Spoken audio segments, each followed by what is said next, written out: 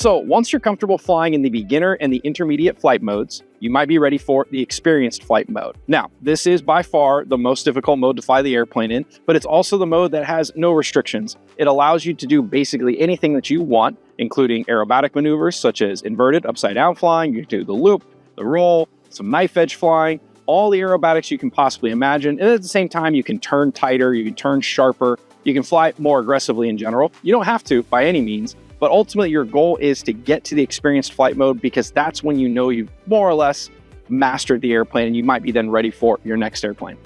All right, let's get it into the air real quick.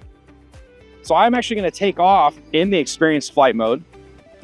The wind is actually the opposite direction this morning compared to the videos that we shot in the beginner and the intermediate flight mode. So I'm gonna taxi out to the center of the runway. I'm gonna point the nose into the wind and here we go. So I'm keeping that on the center line, steering with that left-hand stick, pull back on the elevator stick to climb out. Climb and grab some altitude here. So what's exciting about being able to fly in the experienced flight mode is you can do anything that you want. You can maneuver aggressively, you can do aerobatic maneuvers, you can fly it upside down, which is probably one of my most favorite things to do. It's not for everyone. Flying inverted does take a lot of practice. It's something that you can definitely learn a lot faster if you practice on the real flight simulator. So again, the nice thing is there's no restrictions, there's no limitations in this flight mode. Do nice loops, which is probably one of the first aerobatic maneuvers that you're gonna wanna practice. Loops are very easy. You basically keep the wings level, full throttle, you pull back on the stick. You can leave the throttle at full and pull all the way around. Over time, you may end up doing loops where you actually throttle off on the backside. For some airplanes, that's actually a better way to do it. So you pull up through the loop and at the top, you throttle back around all the way back, around halfway through the loop. And then when you get out of it, you go back to full throttle. It's an option. You don't have to do it that way with this airplane. You can do it either way. The next options are rolls. So I'm gonna do a roll to the right, all the way and stop. Roll to the left, all the way and stop. And then when you get really good, you can do multiple rolls. I will do multiple right-hand rolls. There you have it. So some of the basic aerobatics that you can do in the experienced flight mode. Now, you don't have to do aerobatics in the experienced flight mode. You can throttle back and just fly it around nice and easy, but still make very tight turns. So you can see now in the experienced flight mode, I can turn as tight as I'd like to, even at this lower throttle setting, so I can maneuver a lot closer and a lot easier than I can in some of the other flight modes. You can even do some aerobatics with the throttle back. Now, one important note is that when you trim the airplane, you do want to trim it in the experienced flight mode. The trims are these small levers that are next to the control stick. So you want the airplane to fly as straight as possible, even in the experienced flight mode with your hands off. So you can see it's pretty much flying straight. And that is very, very important because if it's not trimmed in the experienced flight mode, you're going to be fighting it constantly. So for example, I'm going to go ahead and cheat and show you. I'm going to move the aileron trim all the way to the right. And now you can see I am fighting it. It keeps going to the right and I have to keep giving it left. So now I'm going to bring it back by and I'm going to adjust that trim lever. So instead of rolling to the right, now I want the trim to be adjusted so it pretty much stays level. It'll take a little bit of time, and sometimes it's helpful to have a second person adjust the trims while you're flying. But trim is extremely important. First off, like we talked about in the assembly video and setup video and in the first flights videos, you've got to have your mechanical trim set. You want your surfaces set to level. When the airplane is in the experience mode sitting on the ground, that's the start of it. But then in the air, you'll have to fine tune the electronic trims to make sure that it flies as level as possible so you don't have to do more work than you need to. All right, so now I want to show you guys, if you get in trouble in the experienced mode, let's say I'm upside down, I don't know what I'm panicked. You hit the panic recovery button, it goes right back to level for a few seconds. Now it's back in the experienced flight mode. So you have to be careful that when you come out of the panic recovery mode, you're not holding the stick in a certain direction, because if you are, I'll show you what happens. So I'm in trouble, I'm panicked, I'm gonna tap the button. Now, if I hold the stick over, it comes out of panic recovery, goes right into a roll. So you get a few seconds with panic recovery of it flying pretty much level for you. So the other option is if you're in trouble, you're upside down, I always recommend flip back to the beginner mode. Now in the beginner mode, it goes back to level, but if I hold the stick over, it still does a turn without rolling over. And it does give you a little bit more of a chance to kind of regain your composure and to get a little bit more comfortable with the airplane again. All right, now I'm gonna go and show you guys those low rates and high rates in action.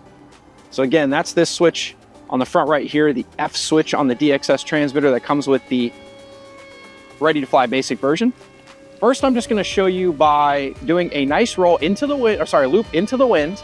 I'm gonna pull back all the way on the elevator and you can see how tight that loop is. Do it again, see how tight that loop is. That's high rate. Now, if I go to low rate and do the same thing, notice it takes quite a bit longer to make the loop. The loop is a bit larger, not a lot, but a bit larger.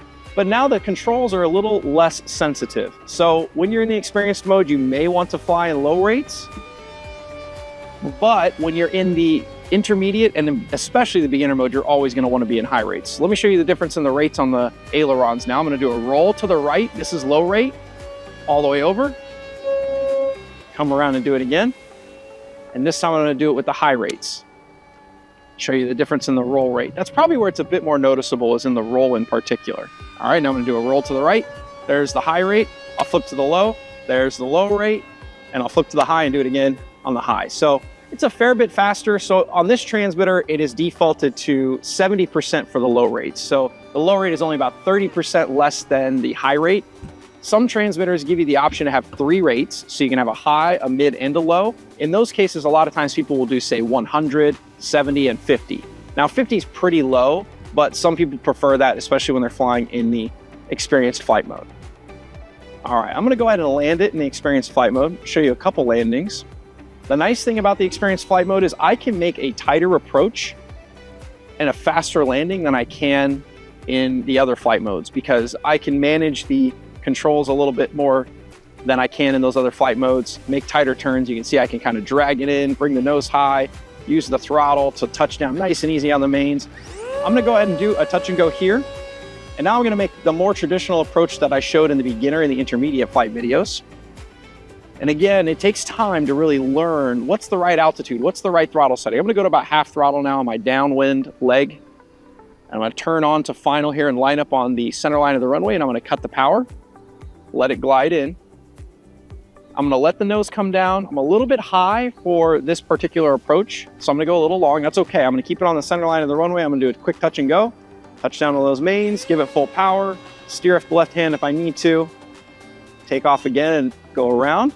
Oh, and you can hear and maybe even see that my low voltage alert has kicked in on my transmitter, telling me that my battery is low. That's one of the beautiful things about the Spectrum Smart technology. It's telling me I need to land. So this needs to be the full stop landing because my battery is too low. So I'm gonna go ahead and throttle off, bring it around here, line it up on the center line of the runway, let it come down nice and easy.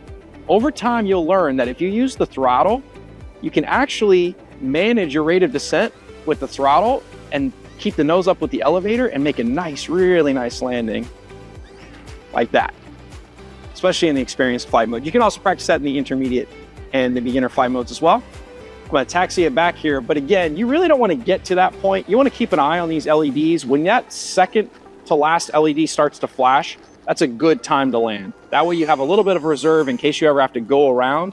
You never want to be forced to land because your battery has run out. We call that a dead stick if your motor shuts off and you have no choice but to land. The downside of doing that is you're forced to land wherever. You may not be able to make it back to the runway, and that's when a lot of guys potentially damage and crash their airplane.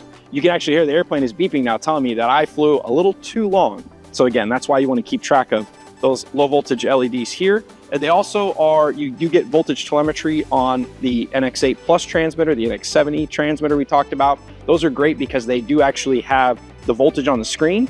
The NX7 will beep at you. The NX8 can actually talk to you and tell you that your voltage is getting too low to help you know when to land. It's always really, really good to have that Spectrum Smart technology in all of our products, especially this one. But yeah, there you go. So that is the AeroScout in the experienced flight mode.